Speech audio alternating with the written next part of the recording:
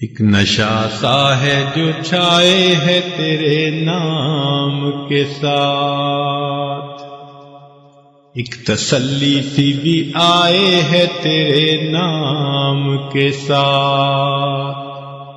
اللہ تعالیٰ نے ہر صورت سے پہلے بسم اللہ الرحمن الرحیم کو نازل فرمایا، لیکن ایک صورت ایسی ہے اس کا نام ہے سورہ توبہ۔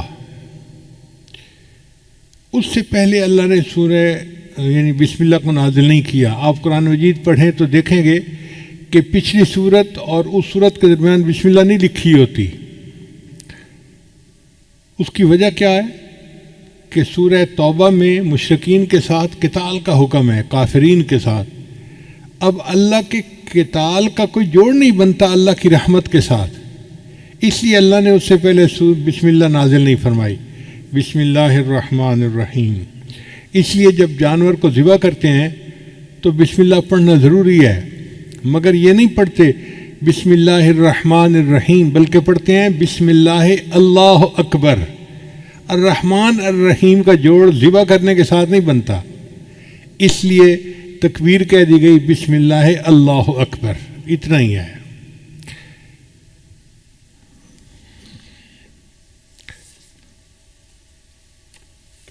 حضرت علی رضی اللہ عنہ فرمایا کرتے تھے کہ جو کچھ پہلے آسمانی کتابوں میں نازل ہوا اللہ نے وہ سب کچھ قرآن مجید میں نازل فرما دیا، اور جو کچھ پورے قرآن مجید میں نازل ہوا وہ اللہ نے سورہ بقرہ میں نازل فرما دیا، اور جو سورہ بقرہ میں نازل ہوا اللہ نے اس کو سورہ فاتحہ میں نازل فرما دیا، اور جو کچھ اللہ نے سورہ فاتحہ میں نازل کیا اس کو اللہ نے بسم اللہ الرحمن الرحیم میں نازل فرما دیا۔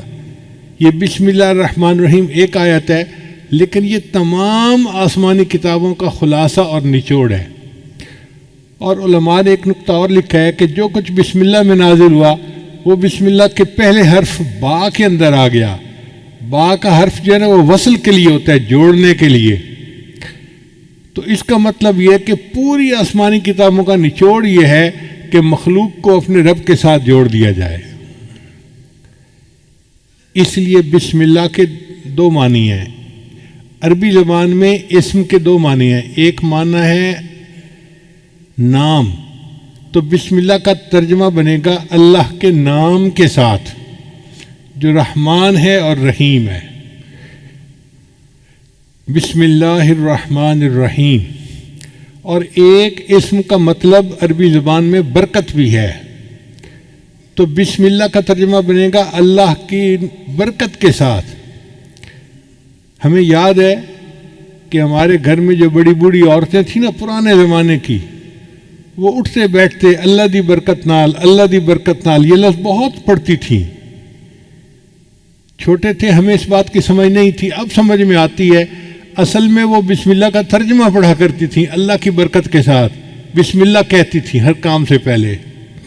ان کی زبانیں بسم اللہ سے رطب اللسان بالکل تر رہتی تھیں، ہر وقت اٹھتے بیٹھتے کرتے پھرتے ہر وقت بسم اللہ بسم اللہ بسم اللہ۔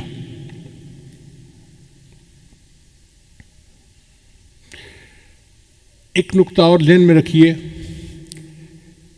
کہ قرآن مجید تو پاک بندہ پڑھ سکتا ہے، اگر کسی پر غسل فرض ہو جیسے جنبی بندہ ہوتا ہے تو وہ قرآن مجید کی تلاوت نہیں کر سکتا، یا عورت حیض کے ایام میں قرآن مجید کی تلاوت نہیں کر سکتی، لیکن فقہا نے لکھا ہے کہ بسم اللہ پڑھ سکتے ہیں۔ کتنی عجیب بات ہے کہ بسم اللہ الرحمن الرحیم گو قرآن کی آیت ہے مگر اس کو پڑھا جا سکتا ہے۔ تو ایک خاتون تھی امرا فرغانیہ، ایک وادی ہے اس کا نام ہے فرغانہ وادی، اس میں بڑے علماء ہوئے ہیں، اندجان مرغینان یہ وہاں کے شہر ہیں۔ ہدایہ جنہوں نے لکھی قاضی برہان الدین المرغنانی رحمۃ اللہ، یہ بھی وہیں سے تھے۔ تو امرا فرغانیہ سے کسی نے پوچھا کہ کیا وجہ ہے کہ عورت حیض کے دنوں میں قرآن مجید کی تلاوت تو نہیں کر سکتی، لیکن اگر وہ بسم اللہ پڑھنا چاہے تو بسم اللہ پڑھ سکتی ہے؟ انہوں نے جواب دیا کہ اصل میں بسم اللہ جو ہے یہ اللہ کا نام ہے، اور کوئی بھی محب کسی بھی حالت میں محبوب کا نام لینے سے روکا نہیں جا سکتا۔ یہ نہیں کہا سکتا کہ اب تم محبوب کا نام نہیں لے سکتے. جس حال میں بھی ہوگا وہ محبوب کا نام تو لے سکتا ہے. اس لیے بسم اللہ کی اللہ نے اجازت عطا فرما دی.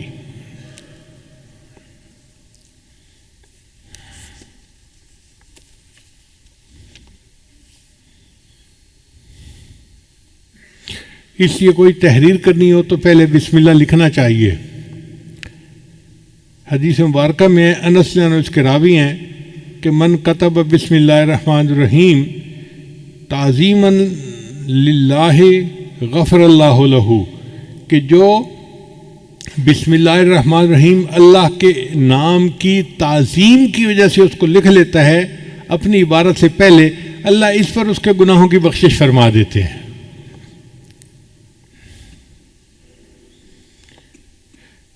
ابو ہریرہ نے روایت کرتے ہیں، یہ در منصور کی روایت ہے، قال رسول اللہ صلی اللہ علیہ وسلم کہ نبی علیہ السلام نے ارشاد فرمایا کل امر ذی بال لا یبدأ فیہ بسم اللہ الرحمن الرحیم اقطع، کہ ہر اچھا کام جو بسم اللہ کے بغیر شروع کیا جائے تو وہ برکت سے خالی ہو جاتا ہے اچھا کام لیکن بسم اللہ نہیں پڑھی، اب اس میں برکت ختم ہو گئی.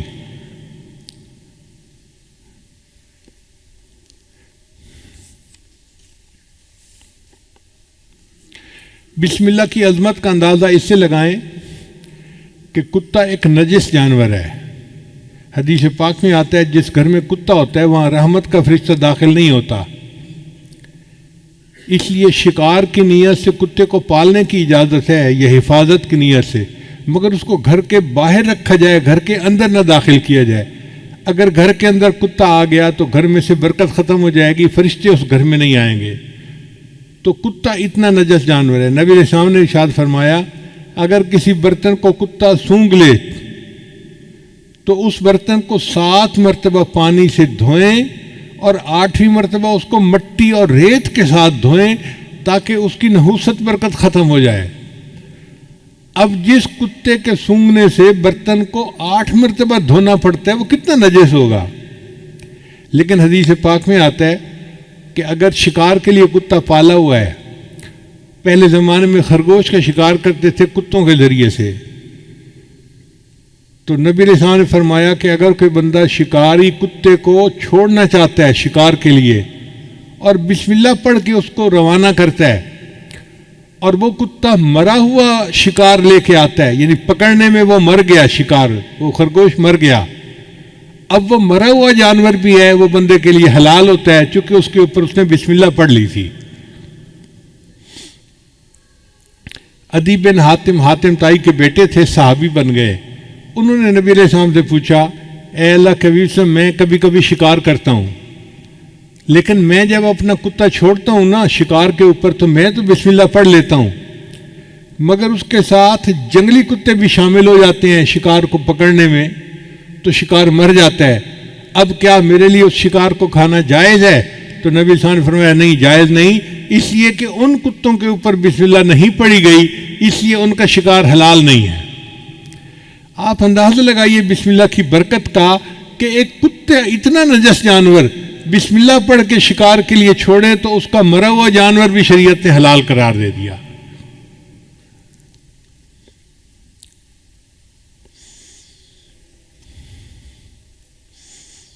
چنانچہ بسم اللہ کی وجہ سے اللہ تعالیٰ بندے کی مشکلات کو ختم کر دیتے ہیں.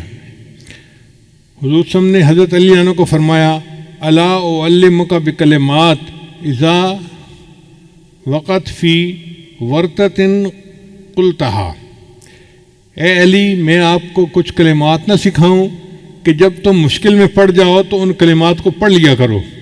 قال بلا، عرض کیا یس اللہ کے حبیب صلی اللہ علیہ وسلم آپ مجھے ضرور سکھائیے. تو نبی علیہ السلام نے فرمایا کہ جب تو کسی مشکل میں پڑ جائے فقال بسم اللہ الرحمن الرحیم ولا حول ولا قوت الا باللہ العلی العظیم. جب بھی تو کسی مشکل میں پڑ جائے تو بسم اللہ الرحمن الرحیم پڑھا کر اور لا حول ولا قوت الا باللہ العلی العظیم، ان کلمات کے پڑھنے سے اللہ تیری مشکلات کو دور فرمائیں گے.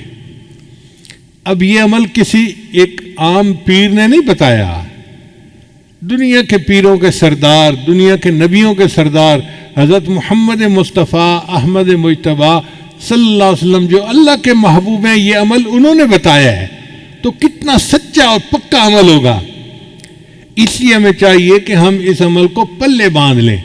جب کوئی مشکل پیش آئے تو بسم اللہ الرحمن الرحیم ولا حول ولا قوت الا باللہ العلی العظیم یہ پڑھیں گے، اللہ تعالی ہماری مشکلات کو دور کر دیں گے۔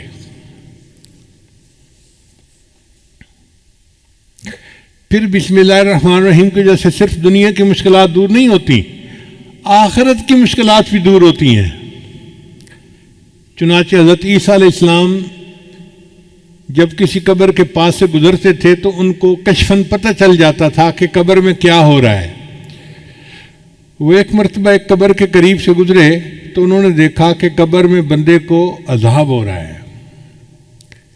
جب واپس ہوئے تو انہوں نے دیکھا کہ قبر تو جنت کا باغ بنی ہوئی ہے، تو بڑے حیران ہوئے۔ انہوں نے دعا مانگی، یا اللہ پہلے میں نے دیکھا تھا تو یہ جہنم کا گڑھا تھا، اب میں دیکھ رہا ہوں تو یہ جنت کا باغ ہے، یہ معاملہ کیا ہے، میرے اوپر کھول دیجئے۔ تو اللہ تعالیٰ نے فرمایا، میرے پیارے عیسیٰ علیہ السلام، ایک بندے کی قبر ہے جو بڑا گناہ گار تھا، جب وہ فوت ہوا اس کی بیوی حاملہ تھی اس وقت، تو چونکہ وہ گناہ گار تھا اس کو ہم نے قبر کا عذاب دے دیا۔ اب اس کی بیوی کے ہاں بیٹا پیدا ہوا، بیٹا تھوڑا بڑا ہوا تو ماں اس کو پڑھانے کے لیے مدرسے لے گئی اور قاری صاحب کو کہا کہ میرے بچے کو قرآن پڑھاؤ۔ آج اس بچے نے بسم اللہ الرحمن الرحیم پڑھا، اس کے معصوم منہ سے جو بسم اللہ نکلی تو میری رحمت نے گوارا نہ کیا کہ معصوم بچہ تو بسم اللہ پڑھے اور میں اس کے باپ کو قبر میں عذاب دوں۔ میں نے اس کی باپ کو جنت کا باغ بنا دیا۔ چنانچہ حدیث پاک میں آتا ہے کہ جب کوئی بچہ بسم اللہ پڑھنا سیکھتا ہے، اللہ 4 بندوں کی مغفرت فرماتے ہیں بسم اللہ سیکھنے پر۔ ایک بچے کی مغفرت ہو جاتی ہے، ایک پڑھانے والے کی مغفرت ہو جاتی ہے، اور ایک بچے کے ماں باپ ان دونوں کی مغفرت ہو جاتی ہے۔ بسم اللہ کے سیکھنے پر اللہ 4 بندوں کے گناہوں کی مغفرت فرما دیتے ہیں۔ تو اس لیے یہ بسم اللہ ہمیں صرف دنیا کی مشکلات سے ہی نہیں بلکہ قبر کے عذاب سے اور جہنم کی آگ سے بھی بچانے کا ذریعہ ہے۔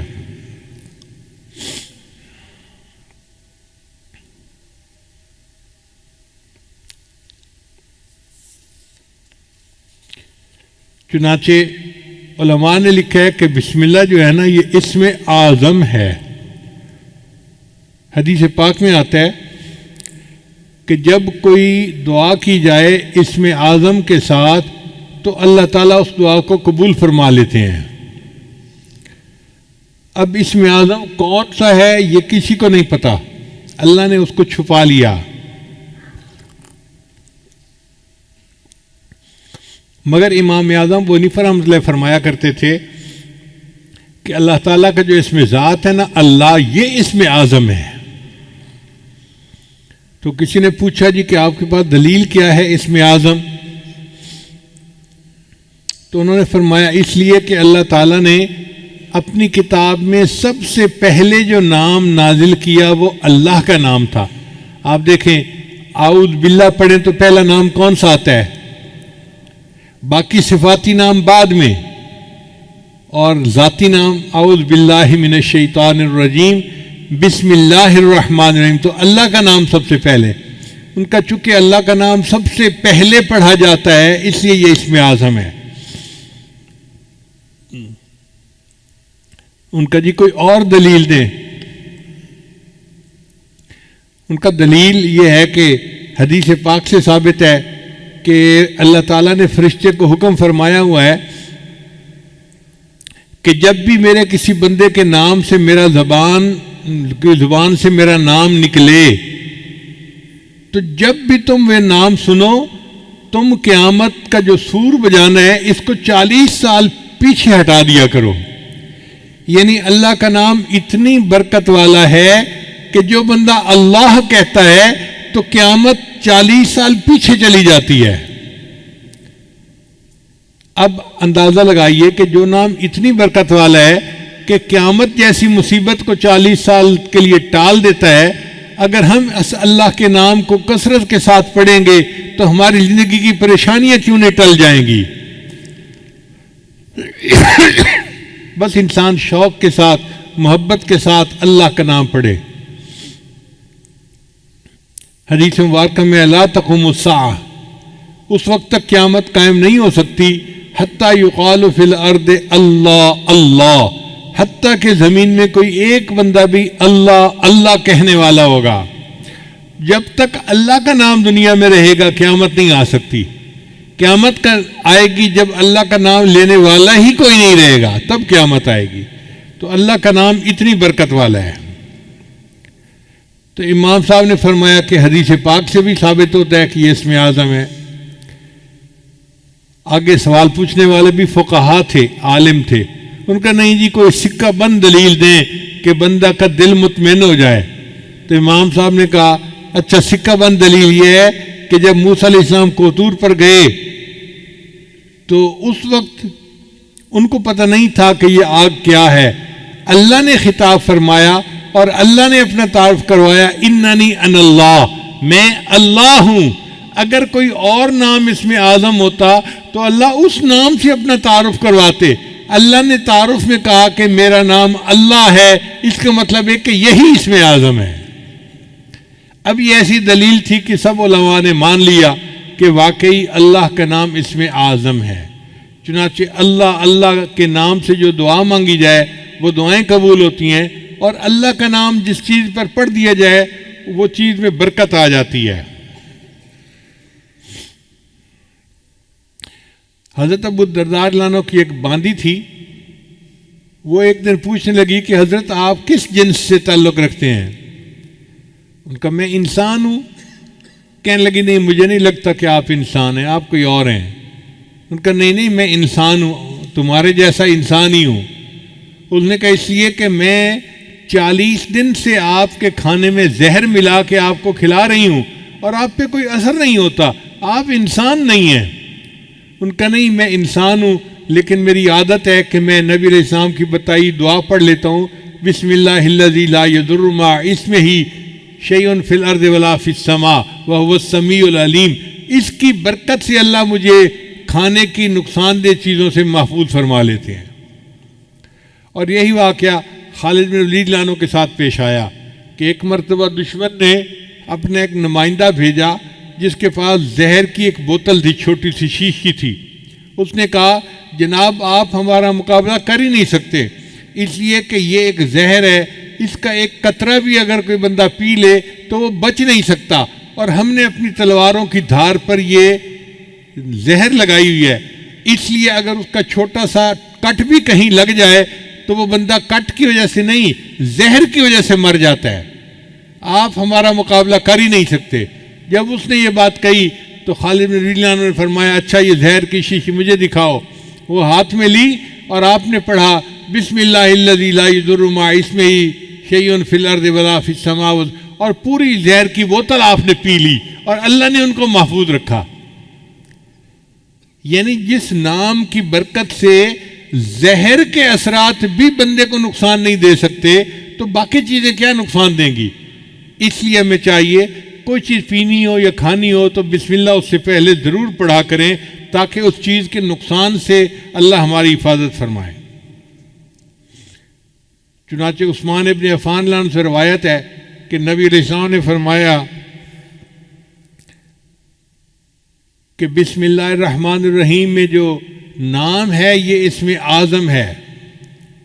ان کا اللہ کے بسم یہ اسم اعظم ہے؟ فرمایا ہاں، اس میں اور اسم اعظم میں ایسا تعلق ہے جیسے آنکھ کی سفیدی اور آنکھ کی سیاہی کے اندر ہوتا ہے۔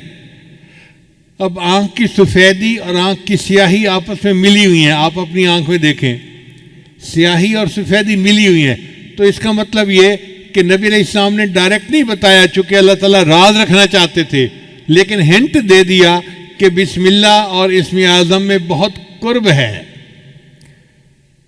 تو بہرحال اللہ کا نام اسم اعظم ہے۔ چنانچہ علامہ کلوبی رحمۃ اللہ نے لکھا ہے کہ ایک عورت تھی اور اس کا خاوند جو تھا وہ بہت زیادہ کرخت مزاج کا تھا. وہ موقع ڈھونڈتا تھا کہ میں کسی طرح اپنی بیوی کو ذلیل و رسوا کروں، پریشان کروں، ڈانٹ ڈپٹ کروں، مار پیٹ کروں. ایک مرتبہ اس کے پاس کچھ پیسے تھے. اس نے وہ تھیلی اپنی بیوی کو پکڑا دی اور کہا کہ ان کو محفوظ رکھ دینا. اس عورت کی عادت تھی کہ جو کام کرتی تھی وہ بسم اللہ پڑھ کے کرتی تھی. ہر کام سے پہلے بسم اللہ پڑھتی تھی. چنانچہ اس نے بسم اللہ پڑھا اور الماری کے اندر وہ تھیلی رکھ دی. اب بیچاری کو کیا پتا تھا کہ میرے خاوند کی نیت کیا ہے. خاوند نے جب دیکھا کہ عورت دوسرے کمرے میں ہے، اس نے وہ تھیلی اٹھائی اور اس کے جو پیسے تھے، وہ کوئن تھے، اس نے وہ اندر ایک کنواں تھا گھر کے اندر، اس کنویں کے اندر پھینک دیے اور خالی تھیلی اس نے واپس رکھ دی. اس کا مطلب یہ تھا کہ اب میں اس کو کہوں گا میرے پیسے واپس لاؤ، یہ کہے گی پیسے نہیں، تو پھر مجھے موقع مل جائے گا، میں پھر ڈانٹ ڈپٹ کروں گا، اس کو ذلیل رسوا کروں گا. عورت بیچاری کو کیا پتا تھا. اب 2-3 دن کے بعد خاوند نے اس کو بلایا اور کہا دیکھو میں نے تمہیں جو پیسے دیے تھے نا، مجھے ضرورت ہے، پیسے واپس لاؤ. چنانچہ وہ عورت گئی، اس نے جا کے بسم اللہ پڑھ کے الماری کا دروازہ کھولا. کہتے ہیں کہ جب اس نے الماری کا دروازہ کھولا، اللہ تعالیٰ نے جبریل علیہ السلام کو حکم دیا کہ میری اس بندی نے بسم اللہ پڑھا ہے، آپ جائیں اور کنویں سے وہ سارے پیسے نکال کے اس کی تھیلی میں واپس کر دیں. تو جب اس نے دیکھا تو تھیلی میں پیسے تھے، اس نے لا کر اپنے خاوند کو دے دیے. اس واقعے کے بعد خاوند جو اس کے ساتھ بغض رکھتا تھا وہ ختم ہو گیا، بلکہ خاوند جو تھا وہ نیکی کی زندگی اختیار کر گیا. اللہ تعالیٰ نے بسم اللہ کی برکت سے اس کو خاوند کی پریشانی سے بھی محفوظ فرما لیا.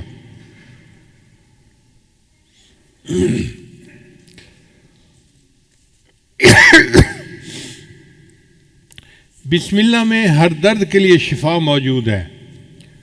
چنانچہ قیصر روم نے حضرت عمر رضی اللہ عنہ کو خط لکھا. اس وقت تو مسلمان بہت زیادہ سویلائزڈ اور بڑی پاور سمجھے جاتے تھے. تو قیصر روم نے خط لکھا عمر رضی اللہ عنہ کو کہ مجھے سر میں ہر وقت درد رہتا ہے، جیسے شیٹی کا پین ہوتا ہے نا، آدھے سر میں درد ہوتی ہے، اس کے سر میں ہر وقت درد رہتا تھا. اس نے کہا کہ اگر آپ کے پاس کوئی اس کا علاج ہو تو مجھے بھیج دیجیے. حضرت عمر رضی اللہ عنہ نے ایک ٹوپی بھجوائی اور فرمایا کہ اس ٹوپی کو سر پہ کر لیا کریں، آپ کے سر کی درد دور ہو جائے گی. چنانچہ وہ ٹوپی جب سر پہ کرتا، جتنی دیر کرتا درد ختم ہو جاتی، جب ٹوپی اتارتا درد پھر شروع ہو جاتی. اب ایک دن اس نے سوچا کہ اس ٹوپی میں کیا مقناطیسیت ہے. چنانچہ اس نے ٹوپی کو اتار کے دیکھا تو اس کے اندر کی طرف حضرت عمر رضی اللہ عنہ نے بسم اللہ الرحمن الرحیم لکھا ہوا تھا. اس آیت کی برکت سے اللہ اس کے سر کے درد کو ختم فرما دیتے تھے. چنانچہ صحابہ کرام بیمار بندے کو بسم اللہ پڑھ کے دم کیا کرتے تھے. حدیث پاک میں آتا ہے کہ جبریل علیہ السلام، عائشہ رضی اللہ عنہا روایت کرتی ہیں کہ جبریل علیہ السلام کئی مرتبہ آتے اور نبی علیہ السلام بیمار ہوتے تو جبریل علیہ السلام بسم اللہ پڑھ کے اپنے محبوب صلی اللہ علیہ وسلم کو دم کیا کرتے تھے. یہ ایک ایسا عظیم عمل ہے کہ جو ہماری سب بیماریوں، سب دردوں، سب مصیبتوں کے لیے تریاک ہے. حضرت عثمان بن ابی العاص نے نبی علیہ السلام سے شکایت کی، اے اللہ کے حبیب صلی اللہ علیہ وسلم، میں جب سے مسلمان ہوا ہوں تو میرے جسم میں دردیں رہتی ہیں، ادھر درد ادھر درد. تو نبی علیہ السلام نے فرمایا تمہیں جس جگہ پہ درد ہو تم ہاتھ رکھ کر اس کے یعنی جگہ پر ہاتھ رکھ کے بسم اللہ پڑھ لیا کرو، اللہ تمہارے درد کو ختم کر دے گا. چنانچہ جب ان کو درد محسوس ہوتی تھی وہ درد کی جگہ پر ہاتھ رکھتے تھے اور بسم اللہ الرحمن الرحیم پڑھ لیتے تھے. اس کی برکت سے اللہ نے ان کے درد کو ختم فرما دیا تھا.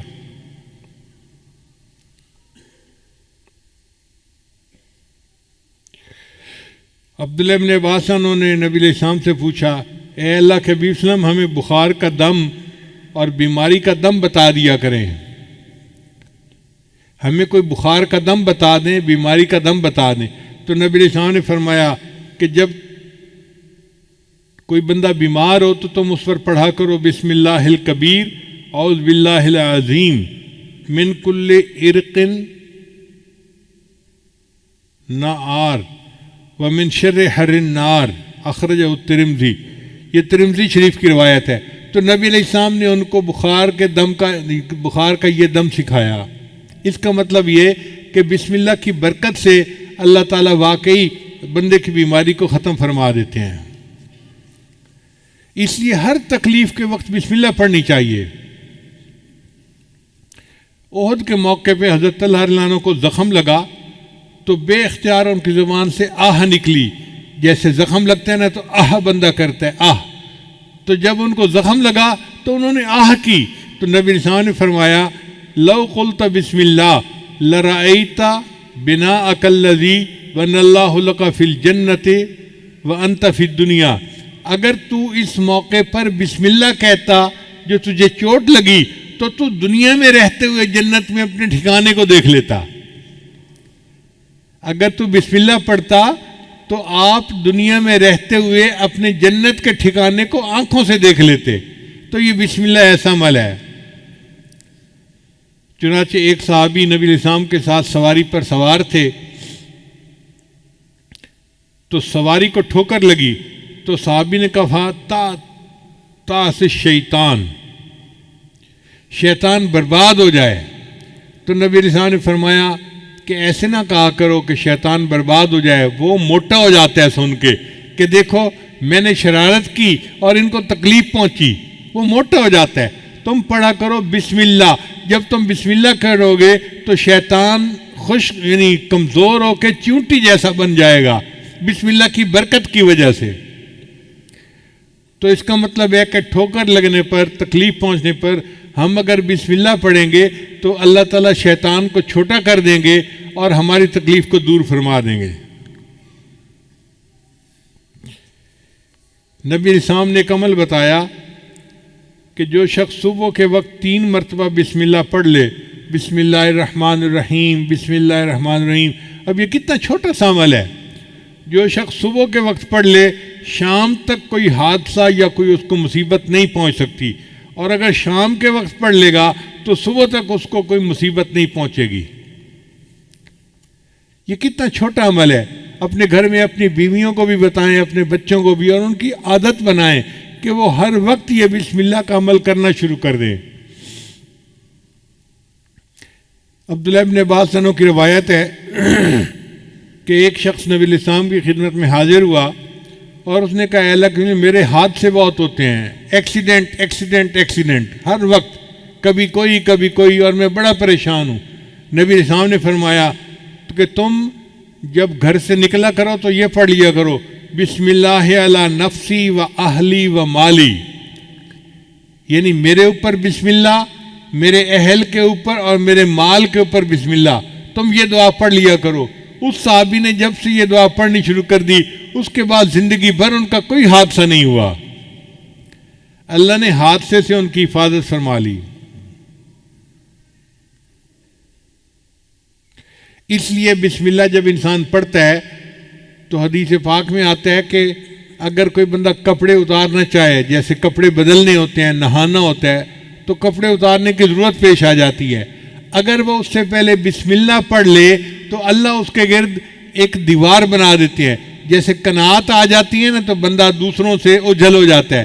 تو بسم اللہ پڑھنے سے ایک قناعت سی بن جاتی ہے اور اس کو جن شیاطین نہیں دیکھ سکتے کوئی نہیں دیکھ سکتا. تو وہ ان کے ڈر یعنی شر سے محفوظ رہتے ہیں. اب لوگ کہتے ہیں جی جن کا اثر ہو گیا. بھئی ہونا تو تھا ہی صحیح. آپ نے کپڑے بدلے بسم اللہ پڑھی نہیں. اگر قریب کوئی جن ہوگا تو اس کو غصہ آیا ہوگا کہ میرے سامنے کیوں یہ کپڑے ننگا ہو رہا ہے تو اس نے تمہیں نقصان پہنچا دیا. تو نبی علیہ السلام نے ہمیں ہر دکھ درد سے بچنے کا عمل بتا دیا. وہ ہمارے محسن حقیقی ہیں. باتیں نظر آتی ہیں سادہ سی اور چھوٹی سی لیکن اگر ہم ان کو اپنا لیں تو بڑی بڑی مصیبتوں سے ہم بچ سکتے ہیں.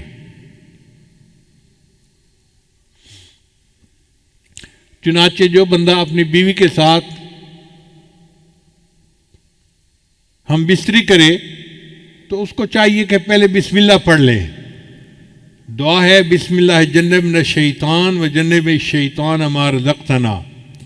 حدیث پاک میں آتا ہے کہ اگر اس نے یہ دعا پہلے پڑھ لی اور پھر بیوی کو ہاتھ لگایا تو اب اگر حمل ٹھہر گیا تو اس حمل میں شیطان کا کوئی حصہ نہیں ہوگا، لہذا وہ بچہ فطری طور پہ نیک ہوگا، بچپن سے نیک ہوگا. اب کتنے شادی شدہ لوگ ہیں جن کو اس دعا کا پتہ ہی نہیں ہے، کبھی پڑھی نہیں ہے. جب دعا ہی نہیں پڑھی تو پھر اس عمل میں شیطان بھی ساتھ شریک ہو جاتا ہے، اور جس کی گھٹی میں شیطان شامل ہو گیا پھر وہ بچہ تو پیدائشی طور پہ شیطان ہوگا. پھر آپ کیوں کہتے ہیں جی کہ بچے نافرمان ہیں، بچے بات نہیں سنتے، بچے بات نہیں مانتے؟ ہم نے بھی تو اپنے رب کی بات نہیں مانی، جس کے نتیجے میں آج بچے ہماری بات نہیں مانتے.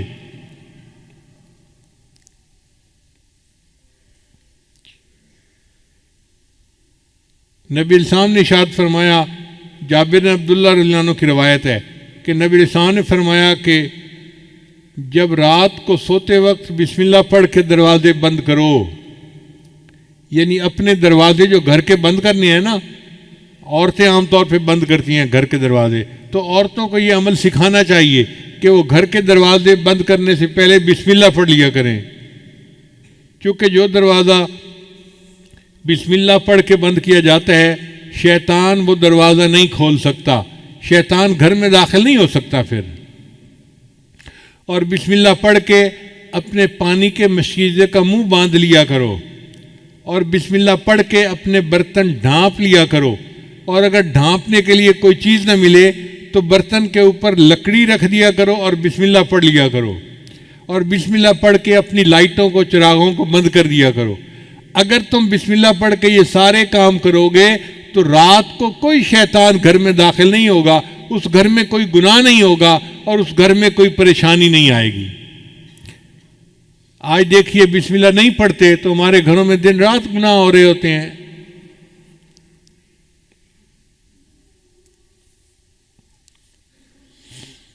ایک اور روایت سنیے.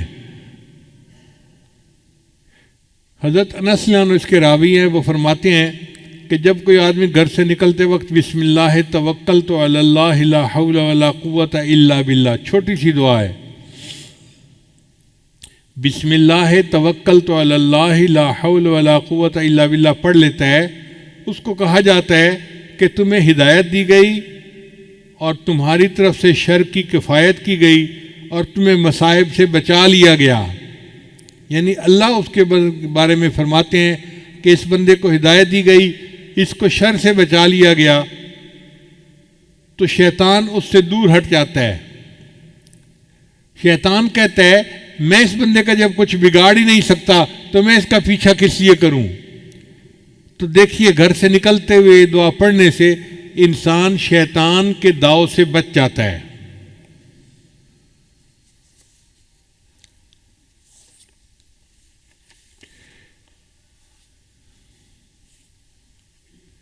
حدیث پاک میں آتا ہے کہ جو کوئی بندہ گھر میں داخل ہونے لگتا ہے اگر وہ بسم اللہ پڑھ لے تو شیطان اس کے ساتھ اس کے گھر میں داخل ہونے لگتا ہے.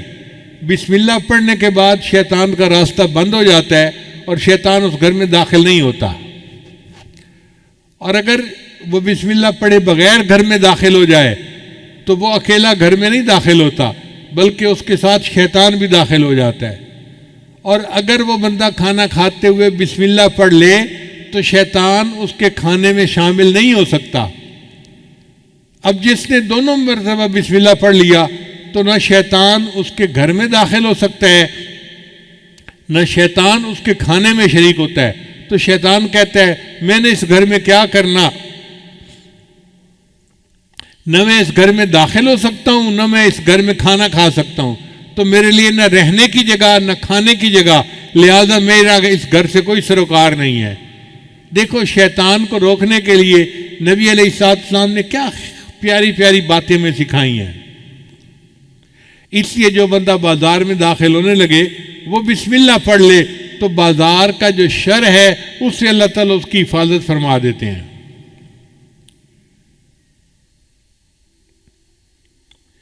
اسی حدیث پاک میں آتا ہے کہ انسان کھانے سے پہلے اگر بسم اللہ پڑھ لے تو شیطان اس کے کھانے میں اس کے ساتھ شریک نہیں ہو سکتا۔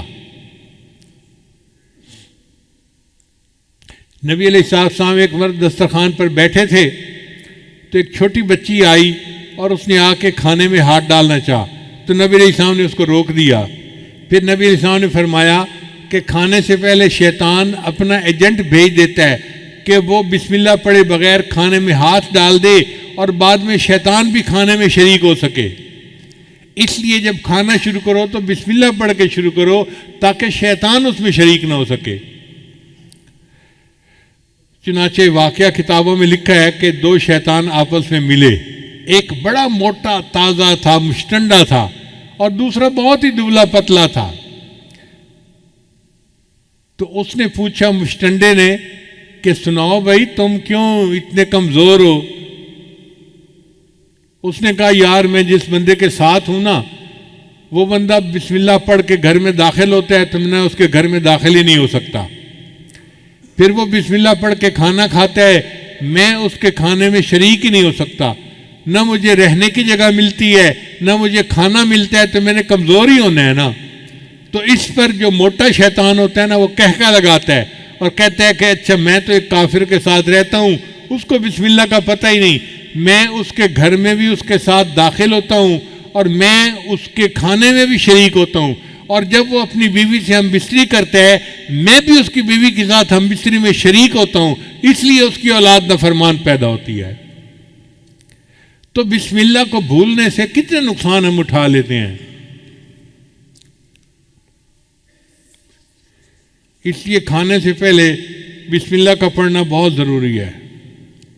یہ مومن اور کافر کے شیطان کی جو ملاقات ہے، یہ عبداللہ ابن مسعود رضی اللہ عنہ ایک صحابی ہیں، وہ فرمایا کرتے تھے۔ اس لیے سوتے وقت انسان کو بسم اللہ پڑھنا چاہیے۔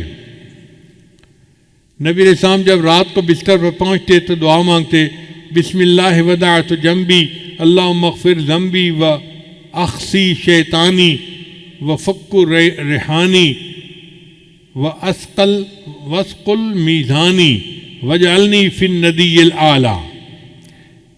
اے اللہ میرے گناہوں کو بخش دے، میرے شیطان کو ذلیل کر دے، میری گردن چھڑا دے، میرے میزان کو بھاری کر دے اور مجھے فرشتوں کی اعلیٰ جماعت کے ساتھ کھڑا کر دے۔ کتنی پیاری دعا ہے، اگر ہم اس کو یاد کر کے رات کو پڑھ لیا کریں۔ اس لیے رات کو سوتے وقت کی چھوٹی دعا ہے نا، بِاسْمِکَ اموت واحیا، اللہم بِاسْمِکَ اموت واحیا، تو اللہ کے نام کے ساتھ میں سوتا ہوں اور میں جاگتا ہوں۔ نبی صاحب نے ارشاد فرمایا، لا وضوء لمن لم یذکر اسم اللہ، اس بندے کا وضو ہی نہیں ہوتا جو بسم اللہ سے وضو کی ابتدا نہ کرے۔ جیسے فرمایا نا کہ حضور قلب کے بغیر نماز نہیں ہوتی، ایسے نبی علیہ السلام نے فرمایا کہ بسم اللہ پڑھے بغیر انسان کا وضو ہی نہیں ہوتا، یعنی وضو کی برکت ختم ہو جاتی ہے۔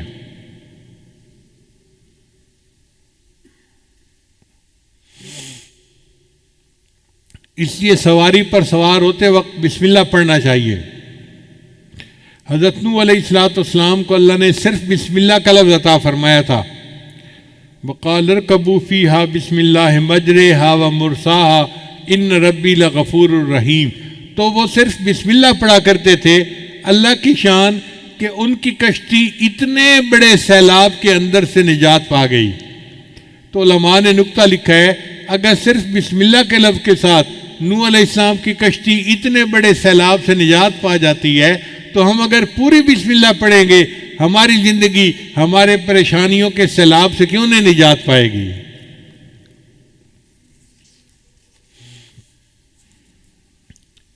پھر اللہ تعالیٰ نے حضرت سلیمان علیہ السلام کو پوری آیت عطا فرمائی، انہ من سلیمان و انہ بسم اللہ الرحمن الرحیم۔ چنانچہ وہ بسم اللہ الرحمن الرحیم پڑھا کرتے تھے، ہوا ان کا تخت اڑا کے جہاں چاہتے تھے وہاں لے جا کے نیچے اتار دیا کرتی تھی۔ یہ بسم اللہ الرحمن الرحیم اتنا طاقتور عمل ہے کہ ان کا تخت اتنا بھاری تھا، لشکر ہوتا تھا ان کے ساتھ، وہ پورے تخت کو ہوا اٹھاتی تھی اور سینکڑوں میل دور ہوائی جہاز کی طرح اس کو جا کے اتار دیا کرتی تھی۔ اگر بسم اللہ کی وجہ سے حضرت سلیمان علیہ السلام کے تخت کو پرواز مل سکتی ہے تو کیا نبی علیہ السلام کے امتی کو بسم اللہ کی وجہ سے روحانی پرواز نہیں مل سکتی؟ تو ہمیں بھی روحانی پرواز مل سکتی ہے اگر ہم اس عمل کو پکا کر لیں۔ اس لیے حدیث پاک میں ہے کہ جو بندہ مسجد میں داخل ہو وہ بسم اللہ پڑھے، اللہ اس کے گناہوں کو معاف فرما دیتے ہیں۔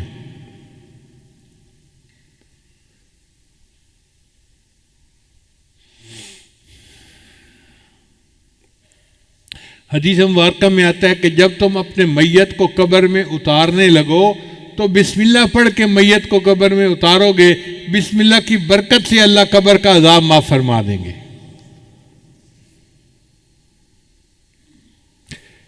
یہ اللہ کا نام اللہ کو بہت پسند ہے۔ چنانچہ ایک بزرگ تھے، ان کا نام تھا بشر، وہ نشئی تھے اور ایک دن آدھا نشہ آدھا ہوش اس ہاتھ کے ساتھ چل رہے تھے۔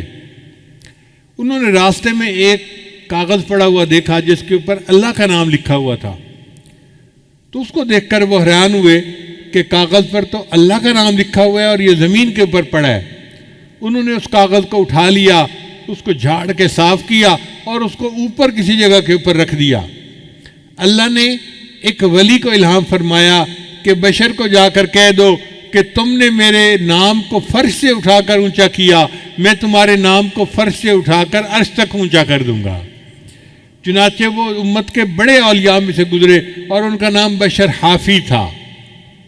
اللہ تعالی ہمیں بھی اس نام کی عزت کرنے پر اور اس نام کے قدر کرنے پر، اس کا ذکر کرنے پر ہماری پریشانیوں کو دور فرما دے، اور اللہ تعالی ہمیں بھی دنیا میں کامیاب زندگی عطا فرمائے۔